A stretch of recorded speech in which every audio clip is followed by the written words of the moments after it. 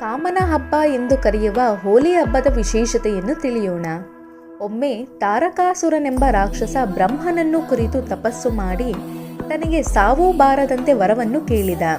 ಆಗ ಬ್ರಹ್ಮದೇವ ಸಾವು ಎಲ್ಲರಿಗೂ ನಿಶ್ಚಿತ, ಬೇರೆ ವರವನ್ನು ಕೇಳು ಎಂದಾಗ ತಾರಕಾಸುರ ಮಹಾದೇವನಿಗೆ ಜನಿಸಿದ ಪುತ್ರನಿಂದ ನನಗೆ ಸಾವು ಬರುವಂತೆ ಅನುಗ್ರಹಿಸಿ ಎಂದ. ಇದಕ್ಕೆ ಬ್ರಹ್ಮದೇವರು ಕೂಡ ಒಪ್ಪಿದರು. ನಂತರ ತಾರಕಾಸುರ ಲೋಕಕಂಟಕನಾಗಿ ಕಾಡೋದಕ್ಕೆ ಶುರು ಮಾಡಿದ.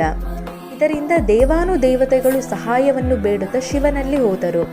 ಆದರೆ ಮಹಾದೇವ ಭೋಗ ಸಮಾಧಿಯಲ್ಲಿರುತ್ತಾನೆ.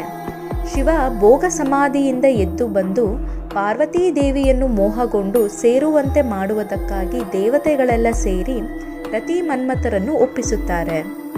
ಅದರಂತೆ ಧ್ಯಾನಸ್ಥ ಸ್ಥಿತಿಯಲ್ಲಿದ್ದ ಮಹಾದೇವನ ಎದುರಲ್ಲಿ ನೃತ್ಯ ಮಾಡಿ ಹೂವಿನ ಬಾಣ ಬಿಟ್ಟು ಶಿವನ ಧ್ಯಾನಕ್ಕೆ ಭಂಗ ತರುತ್ತಾರೆ.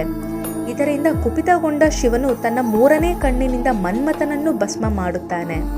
ನಂತರ ಸಂದರ್ಭ ಅರಿತ ಮಹಾದೇವ ರತಿ ಪತಿ ಭಿಕ್ಷೆಯನ್ನು ಬೇಡಿದಾಗ ಅವಳಿಗೆ ಮಾತ್ರ ಪತಿ ಕಾಣುವಂತೆ ವರವನ್ನು ನೀಡುತ್ತಾನೆ. ಮನ್ಮಥನಿಗೆ ಕಾಮ ಎಂದು ಹೆಸರಿದೆ.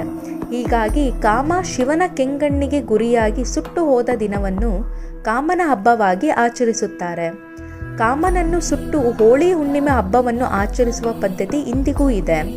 ಇನ್ನೂ ಅನೇಕ ಕಡೆ ಈ ದಿನವನ್ನು ಹಿರಣ್ಯಕಶಿಪುವಿನ ಅಂತ್ಯ ಜರುಗುತ್ತೆಂದು ಹೇಳಲಾಗುತ್ತದೆ. ಸಾಕ್ಷಾತ್ ಶ್ರೀಕೃಷ್ಣ ಪರಮಾತ್ಮ ಹಿಂದೆ ರಾಧಾ ಮತ್ತು ರುಕ್ಮಿಣಿಯರ ಜೊತೆಗೆ ಹೋಳಿ ಆಚರಿಸುತ್ತಿದ್ದ ಎಂದು ನಂಬಲಾಗಿದೆ.